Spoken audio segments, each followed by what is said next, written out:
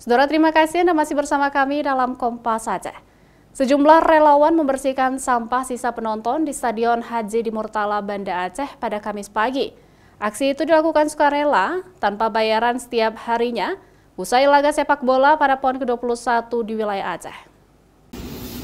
Inilah aksi sejumlah relawan yang tergabung dalam komunitas Aceh Bergerak.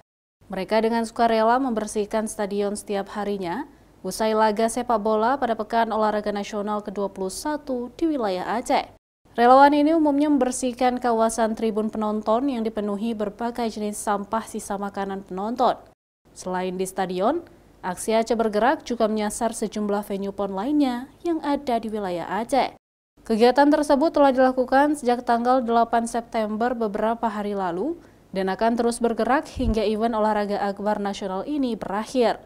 Meski ada petugas yang disiapkan khusus untuk membersihkan sampah selama PON berlangsung, namun hal tersebut belum maksimal. Sehingga komunitas Aceh Bergerak ini berinisiatif membantu meskipun tanpa bayaran. Kami dari Aceh Bergerak membersihkan venue di Stadion Sepak Bola Haji di Murtala Lampinung. Setelah pertandingan tadi malam, yang mana kita tahu Aceh melawan Jawa Barat. Setiap pertandingan Aceh, penontonnya meludak dan sudah pasti sampahnya juga akan meludak. Jadi inisiasi kami dari Aceh Bergerak, relawan Aceh Bergerak, mulanya kami hanya 5 orang, tapi hari ini terus sekian bertambah. Ada dari tukang beca, mahasiswa, mahasiswi, ada dari simpatisan, dari seluruh masyarakat Banda Aceh khususnya. Kami tergerak hati untuk melakukan hal ini.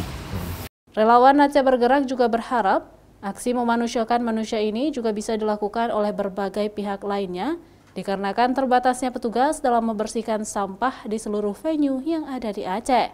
Hal itu dilakukan sebagai bentuk rasa tanggung jawab lingkungan dan juga menjaga aset venue olahraga yang direnovasi serta juga venue-venue baru yang telah diberikan pemerintah untuk masyarakat Aceh. Zikri Maulana, Kompas TV, Banda Aceh.